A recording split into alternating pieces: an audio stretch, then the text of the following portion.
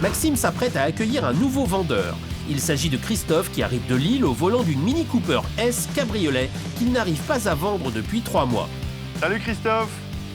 Bonjour. Jolie ta Mini. 2006, 2007 2007. Ah 2007, donc c'est pas les 2007. toutes premières. Et non. Ça fait bonne route? Très bonne, très bonne, pour ce beau temps.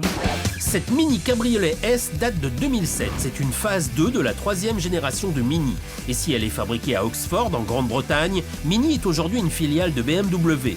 Sa cote à l'Argus varie selon le kilométrage entre 6 000 et 9 000 euros. C'est toi le propriétaire de la voiture? Non, je Parce que suis c'est pas plutôt une voiture féminine. C'est la voiture d'une amie, en fait, qui m'a mandaté, dit-on, pour vendre son véhicule. Mais elle s'appelle comment Martine. Ah Martine. Oui, Bon, ça fait combien de temps que tu essaies de vendre la voiture? ça doit faire 3 mois, je pense, à peu près, Parce que je suis assez surpris, tu sais, parce que c'est des voitures qui se vendent. qui se vendent, Ouais. qui sont recherchées, surtout, tu vois, en plein été. Ouais. C'est idéal. Effectivement, les Mini Cooper sont des voitures qui se vendent bien, surtout en cabriolet. Notre expert va devoir analyser les raisons de cet échec. Elle est pimpante, en plus Ouais. elle a des, tu vois, là, le kit John Cooper Works, tu sais, donc c'est les inserts de carbone, Oui.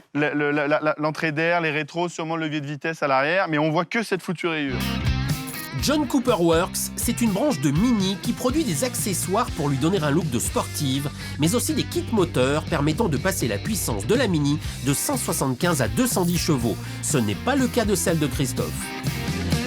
Tu vois, là, elle est xénon, elle a une belle sellerie, elle a pas l'air d'un trop défaut de carrosserie. Ah, tu vois, le clignotant est sorti. Ouais. C'est pas grave, hein, ça fonctionne. Hein. Bon, les 4 jantes sont mortes. Les 4 jantes reflètent l'état général de la voiture. Elles sont très abîmées, mais il existe aujourd'hui plusieurs façons de les rénover. Et Maxime sait que ce sera incontournable pour la vente.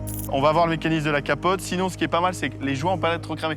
Comme vous voulez pas beaucoup décapoter, Voilà. hein, merci le Nord, bah, au moins, l'avantage, c'est qu'elle n'a pas pris trop le soleil. Voilà. Ça, c'est plutôt pas mal. Et jamais stationné non plus en dessous des arbres, donc la capote n'a pas verdi. Exactement. Les capotes de voiture sont généralement faites de 3 couches dont la première est en coton ou en alpaga. Il est donc déconseillé de laisser sa voiture sous des arbres dont la sève ou le dépôt de pollen peut endommager votre capote. Allez, c'est parti. Donc là, il faut écouter s'il n'y a pas de brise suspect. Et si elle s'étale pas comme ça sur le pare-brise, tu vois, si les vérins fonctionnent, nickel. Tout fonctionne. La position auto-ouvrant de Mini qui est géniale. Allez, on finit.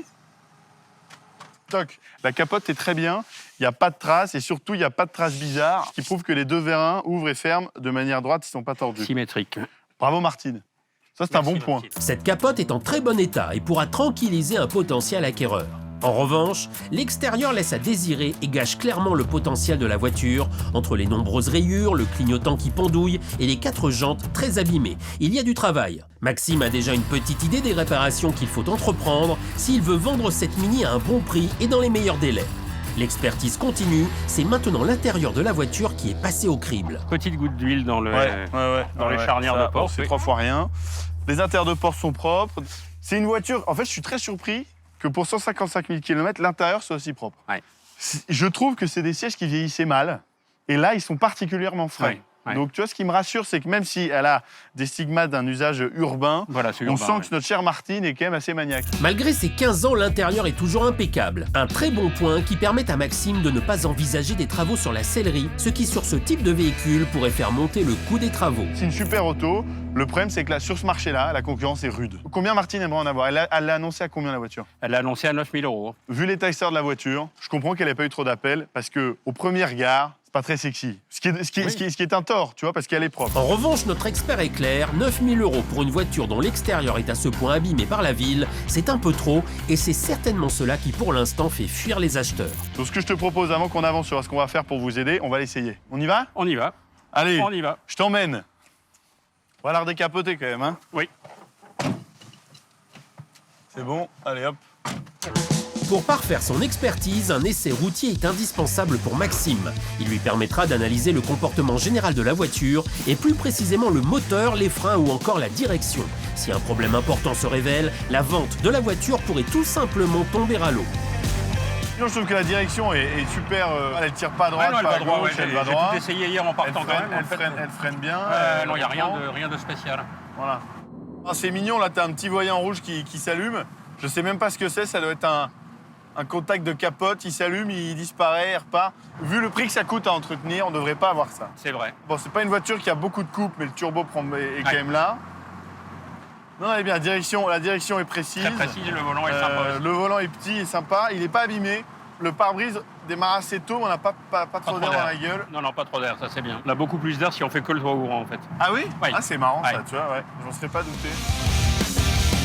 Il y a les inserts John Cooper Works et tout. En revanche, elle n'a pas le moteur, c'est pas une John Cooper Works, hein, c'est une Cooper S.